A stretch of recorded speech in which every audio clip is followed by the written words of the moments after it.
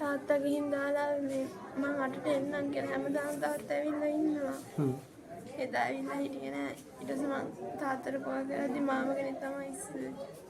ඊට පස්සේ මාම කිව්වා මං එන්නම් ඔතෙන්ට වෙලා ඉන්න කියලා. ඊට පස්සේ ඉතින් තාත්තා නේද එනවා. දැන් අනිත් දවස්වල තවත් රැ වෙන පන්තිකල් තියෙනවද? ඔව් තියෙනවා. හැමදාම තාත්තා එනවා ගෙනියන්න. ඇත්තටම මේ සිද්ධිය හරිම දුක හිතන දෙයක්. මොකද මම පෞද්ගලිකවම දන්නවා මේ දෙමාපියෝ මේ ගමේ මිනිස්සු කොයි තරම් දුක් විඳිනවද කියන එක. මොකද මේ ගමේ මිනිස්සු උත්සාහ කරන්නේ තමන්ට නොලැබිච්ච දේ දරුවන්ගෙන් හරි ලබා ගන්න. මොකද ඒකට තියෙන හොඳම පාර තමයි අධ්‍යාපනය. ඉතින් මේ දරුවෝ අරගෙන රෑ 6:30 විතර වෙනකොට සාමාන්‍යයෙන් අලියනවා කියන එක මහා අමාරු දෙයක්. ඒ විතර නෙවෙයි. දැන් සාමාන්‍යයෙන් අපිට 5:05 මේගොල්ලන් පාරට බැස්සත් අලි ඉන්නවා. ඉතින් 6:30 වෙනකොට මෙයාලගේ ජීවිතත් එක්ක පුදුම කරදරයකින් තමයි ඉන්නේ. ඇත්තටම දැන් අපි ගොඩක් සමාජයේ මිනිස්සු දකිනවා මේ අලි පරිස්සම් කරන්න ඕනේ, අලින්ට ආරක්ෂාව දෙන්න ඕනේ, අලින්ට ආරක්ෂාව දිය යුතුයි. නමුත් මේ ගම්මානවල ජීවත් වෙන මිනිස්සු 3-4000ක දරුවෝන්ගේ ජීවිත මේ දරුවෝ මෙතනින් ඉස්සරහට අපි යවන්න ඕනේ නැද්ද? ඉතින් මේ මිනිස්සු මේ දුක් විඳින්නේ මේ සමාජයේ මේ දරුවෝ ටික ඉස්සරහට යන්නේ. ඉතින් මම බලධාරීන්ගෙන් ඉල්ලන්නේ මේවට ඇත්තටම විසඳුම් ගන්න ලොකු අපරාධයක්. මේ ගමේ ඉන්න අනිත් එක දරුවෝ ගැන මම දන්නවා හරි දක්ෂ දරුවෝ ටිකක් ඉන්නේ. මේ ගමේ දරුවෝ ටික මෙතනින් ඉස්සරහට යන්න නම් මේ අලි මිනිස් ගැටුම සමතයට පත් කරන්න මං කියන්නේ ඉල්ලන්නේ බලධාරීන්ගෙන්. මේක ලොකු අපරාධයක්.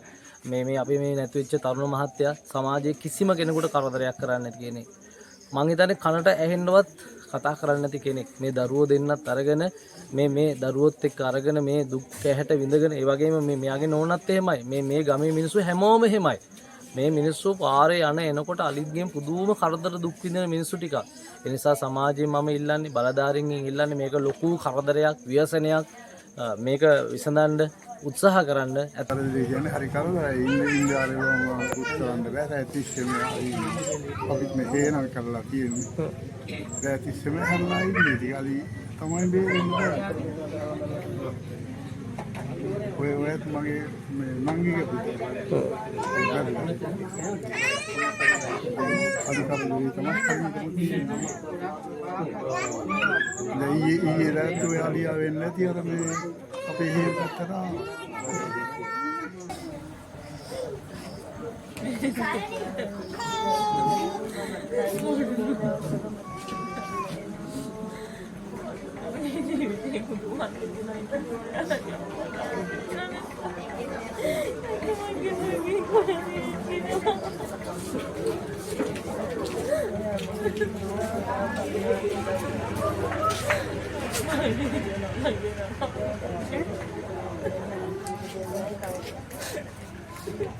ඉන්න කියලා 6:00ට කිට්ටු 7:00ට 7ත් ඇතුළත තමයි මෙයා ගියේ.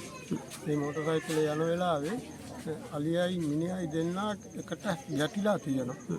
ඉතින් ඒ වෙලාවේ බයිස්කලෙද්දිම අලියා මෙයා අරගෙන එතනම පොඩි කරලා දාලා පපුව පාගලා තිබුණා.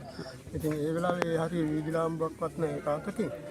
නමුත් ඒ දෙමාපියා ගියේ නැත්තම් මේ පවුල හරි යන වෙලාව ඒ දෙමාපියෝ ඒ තරම් දුක් වේදනාවක් විඳිනා මේ ගමේ හැමදාම. නමුත් ඒ අවස්ථාවේදී අපි බොඩිය ගන්න ගිහින් තවත් කීප දිනෙකුත් එක්ක තමයි මේ බොඩිය ගාවට ගියේ.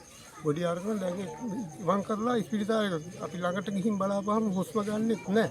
කට අරිනවයි කට ඇරියා දෙතුන් පාරක් ඔච්චරයි. බොඩිය ගන්න අවස්ථාවේදී ඒ වෙලාවට වාහනයක් ආව ත්‍රිවිල් එකක්. ත්‍රිවිල් එක ළඟ හිටවන බොඩිය ගද්දී බොඩිය ගාව තිබිලා ෆෝන් එකක් රින්ග් කරා.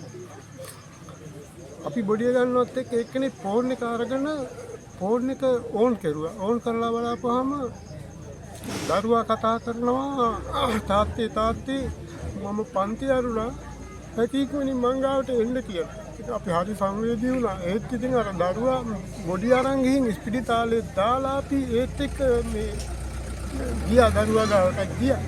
ඉතින් ඒ වෙනකොට රාත් 12 වෙනකම් විතර අපි ඉස්පිරිතාලේ දසුදුක් විඳලා ඉස්පිරිතාලේ පහසුකම් නැහැ අපිට. ඉතින් වෛද්‍යවරු නැහැ. කුලියන්කුලමට යන්න ඕනේ කොර්නල් මහත්තයෙක් හොයලා. ඉතින් පොලිසියක් දැනුවත් කරගෙන ඒවා සියල්ලක් කරලා දෙකට තමයි අපි බොඩිය පුත්තලන් යන්නේ. පුත්තලන් යවලා අපි මේ ගෙදර එනකොට 2යි. මල්ශාලාව මගින් තමයි බොඩිය යුවේ. නමුත් අර පොලිසියගේ මහත්තුරු එහෙම ගේන්න අපි වෑන් එකක් අරගෙන පස්සෙම ගියා. ඊයේ හවස 6යි බොඩිය ගෙදර ගියා. ඉතින් හරි සංවේදී අවස්ථාවක්. මේ ගමේ අද විතරක් මේක මුල්ල ඉඳලම මේ ගමේ විතරක් මේ ප්‍රදේශයේම. ඉතින් අලිමහන්තුරුන්ටත් මේක රකින්න බෑ. මේ අය ඒගොල්ලත් මිනිස්සුෝනේ. ඉතින් මේකට පිළියම් තියෙන රජයකට කරන්න බැරි දෙයක් නෑ. අඩු ගානේ මේ පාර දෙපැත්තේ කිලෝමීටර එකමාරක දෙකක කම්බි අදලා ඒ අලිවට ගහන්න ඕනේ. එහෙම නැත්නම් වීදි ලාම්බුවට වීදි ලාම්බු තියෙන්න ඕනේ. කොහෙත්ම මේ අලියාගේ ප්‍රශ්නේ විසඳා ගන්න බෑ. අලියා කැලේ හිටින්නේ නෑ. අලියා එන්නේ ගමට.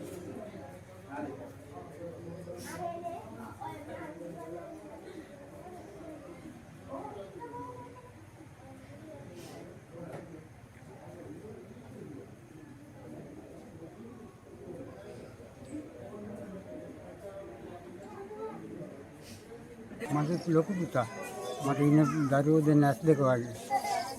ඉතින් ලොකු පුතා තමයි නැති වුනේ.